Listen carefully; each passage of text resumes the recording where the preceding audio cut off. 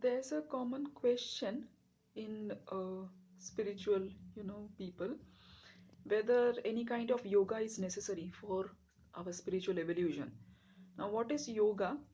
Yoga is any daily practice of meditation, any sort of meditation, and any sort of telling beads, all these practices, breathing exercises, etc.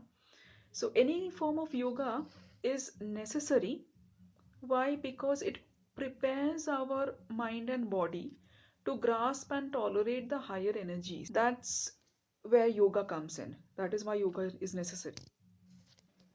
There are several instances, many instances maybe, where saints and people have suddenly stumbled upon spiritual experiences and higher realizations without having practiced yoga for a long time or without any disciplined practice of yoga. So, of course, there are instances, and that is why this question arises that is it really very important? Is it really very necessary? Like, there are so many instances where people did get something or something without having practiced any form of regular meditation.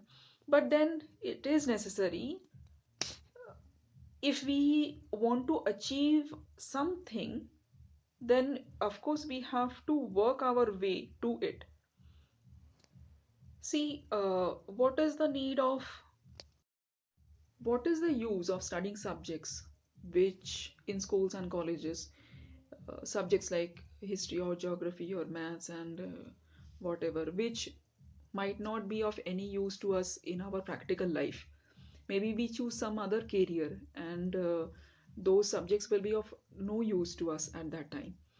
But then it's not whether that particular those particular information, whatever we have studied, that particular information is necessary or not.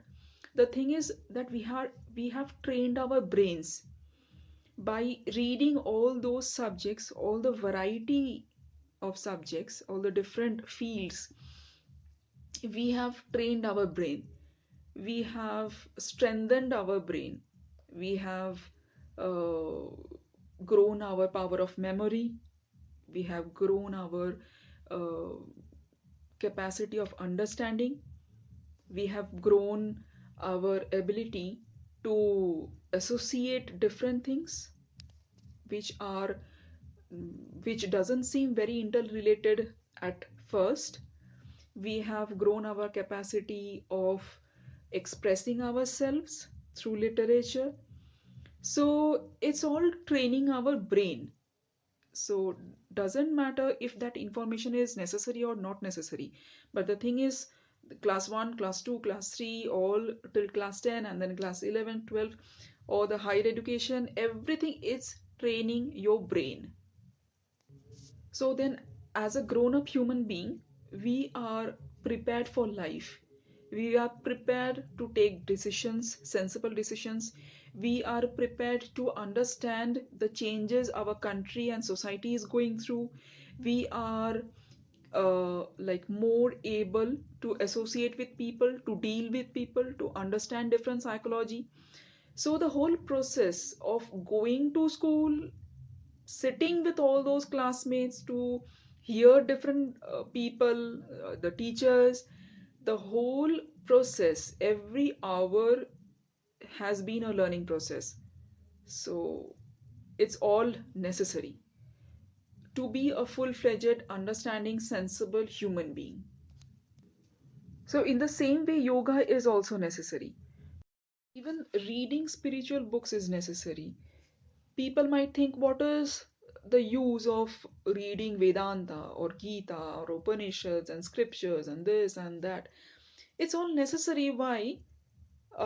In the sense that you understand more clearly when you associate with other aspirants, other sadhaks uh, in this line.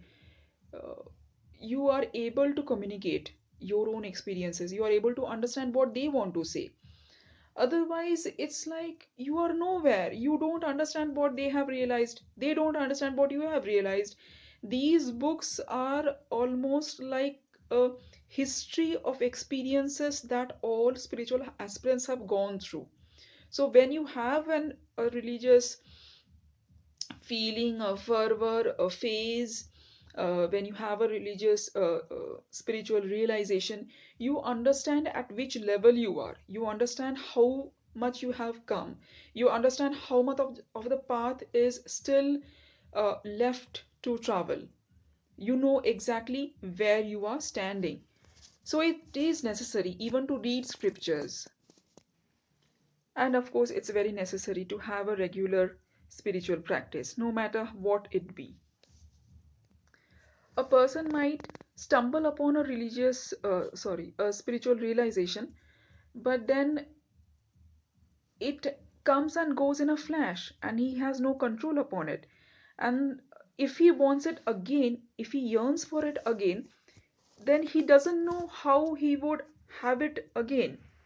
It's like tasting nectar and not knowing again where to find it when you want it desperately. So rather, through a yogic process, through a disciplined life and continuous regular spiritual practice, you step by step go, and whatever you realize, it's there for you. You can achieve it again and again. You are at that level. You stand there, stable. It's not like it's a flash and it goes away and then you don't know how to get it again. It's not like that. It's there for you. It remains with you. I'm not playing any guru, so of course I won't be teaching any meditation, procedure or something. You will find plenty of ways how to meditate anywhere you want to, in books, in YouTube, and everywhere. So you can follow any method, whichever you like, or you may go to a spiritual person if somebody lives nearby or something, and you can even learn a process of meditation or a mantra or whatever from someone and then practice it. But then practice is very necessary, and then really yearning to be our complete self, yearning to be in to be able to connect to God. That yearning, that aspiration must be there. And reading is of course very necessary. Read, there are plenty of books, Aurobindo's and Mothers and Sri Ramakrishna, Vivekananda, and Edgar Casey. Eckhart Tolle's book, The Power of Now, that's also a very good book. It's a very good meditation practice for beginners as well as old meditators also, and it's very powerful. One can practice that also. Spiritual practice is not just that 1 hour of the day which you are giving to meditation or chanting beads. It is continuous throughout the day. So that was answering the question, why is yoga important in spiritual life? Why is a regular practice of meditation or any form of meditation or breathing exercise or mantra, etc., why are these things necessary? That is to proceed step by step and to prepare the mind and body for the higher energies. Namaskar.